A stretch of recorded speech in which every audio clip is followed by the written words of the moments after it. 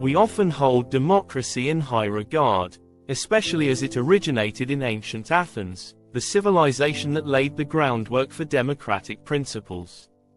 The Parthenon, an iconic symbol of Athenian democracy, has become synonymous with democratic values, attracting leaders from around the world who wish to be photographed in its shadow. However, it's intriguing to uncover that one of ancient Greece's greatest contributions, philosophy, was marked by a significant skepticism towards democracy. Plato's dialogues portray Socrates, the father of Greek philosophy, as deeply pessimistic about the workings of democracy. In Book 6 of his famous work The Republic, Plato depicts a conversation between Socrates and a character named Glaucon. During this dialogue, Socrates presents a metaphor comparing society to a ship. He poses a critical question.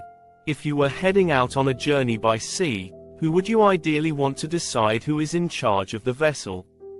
Anyone at random, or those educated in the rules and demands of seafaring?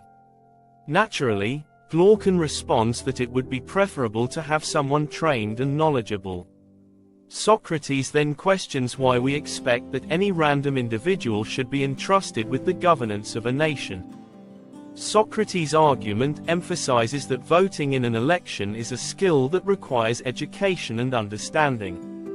Just as a sailor must be trained to navigate a ship, citizens must be equipped with the knowledge and critical thinking skills necessary to make informed decisions at the ballot box. Allowing citizens to vote without proper education is akin to putting untrained individuals at the helm of a trireme sailing to Samos during a storm, a scenario that could lead to disastrous consequences. The historical context of Socrates' skepticism becomes even more poignant when considering his own fate. In 399 BC, he was put on trial on dubious charges of corrupting the youth of Athens and impiety. A jury composed of 500 Athenians deliberated on the case, and by a narrow margin, they deemed him guilty. The philosopher was sentenced to death by hemlock, a fate that serves as a tragic reminder of the perils associated with democratic processes, particularly for intellectuals who challenge the status quo. In a democracy that grants voting rights by birthright, we have given the franchise to all, often without ensuring that it is accompanied by wisdom or critical thinking. Socrates was acutely aware of the potential dangers of such a system, predicting that it would lead to the rise of demagoguery, an issue that ancient Athens experienced firsthand. The term demagogue refers to leaders who exploit popular desires and prejudices rather than using rational argument. One historical example is Alcibiades, a charismatic and wealthy figure who manipulated public sentiment to achieve his ends, often at the expense of democratic freedoms. Socrates' insights prompt us to consider the implications of our electoral choices. He invites us to imagine an election debate between two candidates, one resembling a doctor, committed to truth and difficult advice, and the other a sweet shop owner, who promises delight and ease. The sweet shop owner might say, "Look at my opponent.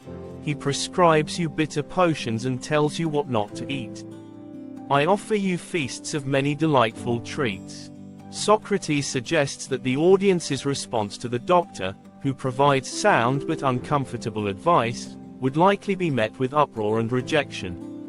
This scenario leads to an essential question. Have we forgotten Socrates' warnings about the potential pitfalls of democracy? In contemporary society, we often prefer to view democracy as an unequivocal good. Yet, it is crucial to recognize that democracy is only as effective as the education system that supports it. If citizens lack critical thinking skills and the ability to discern truth from falsehood, the democratic process can devolve into a popularity contest, where emotional appeals trump rational discourse. The challenge we face today echoes Socrates' concerns. Many contemporary democracies are characterized by the rise of populist leaders who capitalize on fear and dissatisfaction. They often present simple solutions to complex problems, enticing the public with promises that align with their desires rather than the hard truths necessary for governance. This phenomenon raises the question of whether we have unwittingly elected many sweet shop owners while neglecting the voices of the doctors, those who advocate for rational, albeit uncomfortable, solutions. To foster a healthier democratic society, we must prioritize education that emphasizes critical thinking, civic responsibility, and informed decision-making. This approach involves more than just teaching the mechanics of voting. It requires cultivating a deep understanding of political systems, the importance of evidence-based reasoning, and the value of respectful discourse.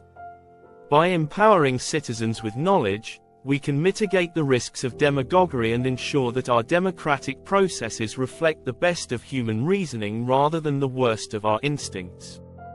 In conclusion, while democracy remains a cherished ideal, it is imperative to recognize that its success relies heavily on the informed engagement of its citizens.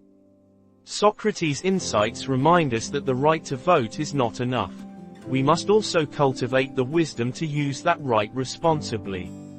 By fostering an educational system that equips individuals with the skills necessary for informed participation, we can strive to create a democracy that not only celebrates the voices of all but also honors the principles of rational governance.